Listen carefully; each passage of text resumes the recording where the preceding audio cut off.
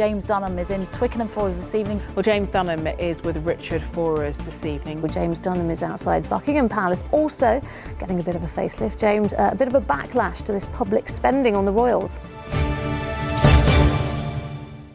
James, if Boris Johnson does become Prime Minister, what could this mean for Heathrow? Well, Lucrezia, it could all become very awkward for Boris Johnson if he becomes the next Prime Minister. As you say, he won the first stage of that ballot in the Tory leadership contest earlier today. Mr Johnson, of course, has made no secrets on what he thinks about expansion at Heathrow, once saying that he would lie in front of the bulldozers to stop a third runway being built. This is what homophobia looks like in modern London.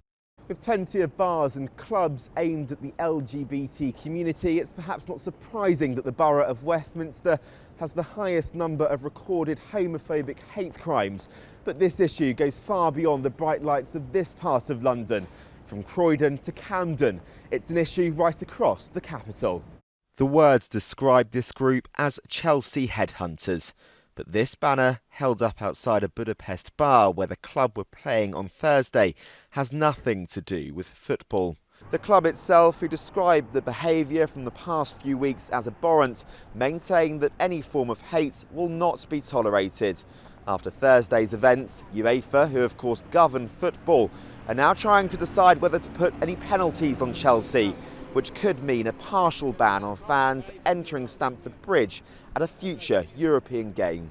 Well, Nina, these problems all started at around 9 o'clock this morning. Around 9 hours later, not only are parts of Twickenham still without water tonight, but also in Richmond and in Kingston. Frustrating, of course, if you're trying to turn on the taps at home. It's estimated around 100,000 properties have been affected today, but it's also caused quite a few issues for schools too. Many haven't been able to open their doors today. GP surgeries have also shut and hospital appointments also cancelled.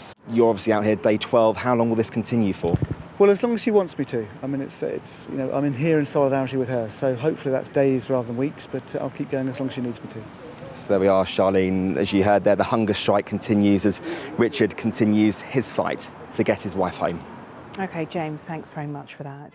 King Haakon of Norway came up London River in the royal yacht Norge, passing under Tower Bridge right up to the heart of the capital. And when very important people come to the capital, a trip to Tower Bridge is a must. It's not always gone to plan, though, as President Clinton found out in 1997. As the US President was getting ready to cross Tower Bridge on the water, a boat was also getting ready to sail through. Now, under law, river traffic always gets priority. So just imagine the pressure of the technical officer when he had to decide to lift the bridge and stop President Clinton from crossing. Hashi travelled to London with some of his siblings to get away from war in Somalia. Your mother wasn't with you. Your father had sadly passed away. As a 9-year-old boy, that must have been so daunting. He's had to overcome several barriers, as he told me on a run along the Thames. It's been really tough, particularly in winter when the beast from the east was around. When it turned British summertime and the clock went forward, it was a bit brighter. I was definitely the happiest man alive right then. But it's all worth it. It's definitely all worth it for the charities involved, yeah, without a doubt. Some said it was breathtaking, others described it as amazing. So did you stop and stare? Well, the harvest moon got Londoners gazing up at the sky this week. Although things did get heated between Rosie and I. The pine on the Christmas trees works, isn't it?